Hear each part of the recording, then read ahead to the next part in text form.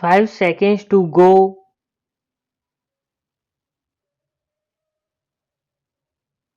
Start. Sir, the Act itself has two parts. One is concentration of economic power and the other is protection to the consumer. Let us now discuss about concentration of economic power. Firstly, the government got powers to exempt a whole list of industries or even undertakings from the purview of the Act. As a result of that power, under Section 22A, the government issued a notification in May 1985 saying that such a list of industries shall be exempted from the purview of Section 22A of the MRTP Act. Now, what are those industries? Sir, these industries include everything from pig iron to cement to drugs to fertilizers to pumps to compressors to machine tools etc. coming under 27 broad heads. A host of industries have been exempted from the purview of this Act in May 1985, that is, after this government came to power again in December 1986.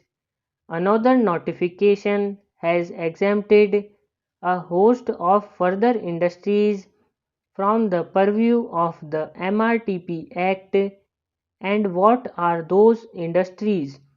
Shipping, hotel, paper, vanaspati, industrial machinery, spong iron, power equipment, etc. and with certain restrictions that they have to be put up in backward areas. Even cycles, bulb, pressure cookers, sewing machine, tiles, all these have been already exempted from the purview of this Act even before the amendment that is before us now is passed. By what strength of imagination these industries can be called industries of high national priority? Only the government can explain, but what I am trying to tell the House is that as things stand today, this legislation also is nothing but a piece of paper. Frankly, it is an irritant in the sense that since the major industries are outside the purview, it is now one more hurdle in the hurdles race to put up an industry.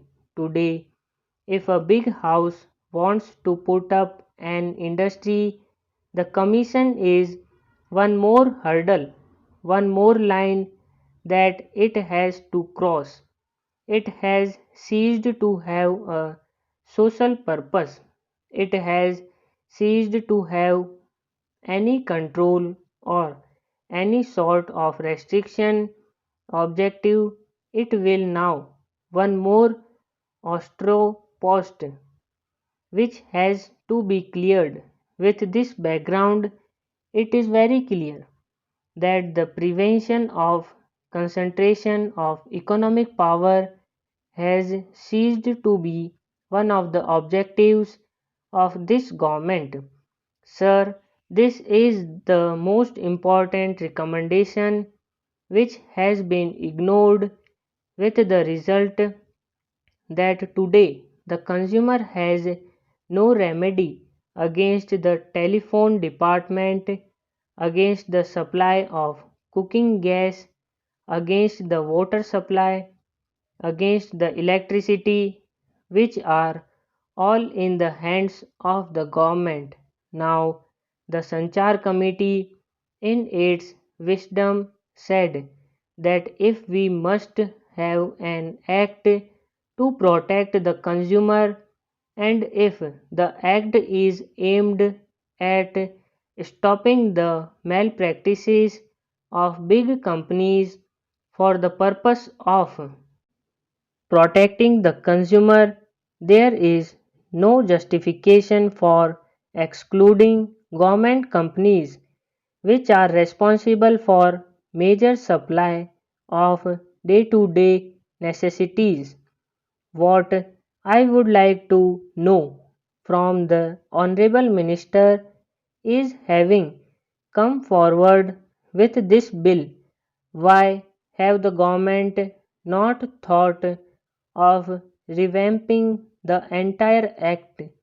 If they feel that between 1969 and 1982 10 years have passed and there is a sea change in the corporate sector, the very concept of concentration of economic power under their cabinet decision or under their policy they want to change, by all means do it. Come forward and repeal this act. But protection to consumers, thankfully, they are not against that. Please make it more genuine. Now, here is a case where the act has two parts: prevention of concentration of economic power has been totally diluted.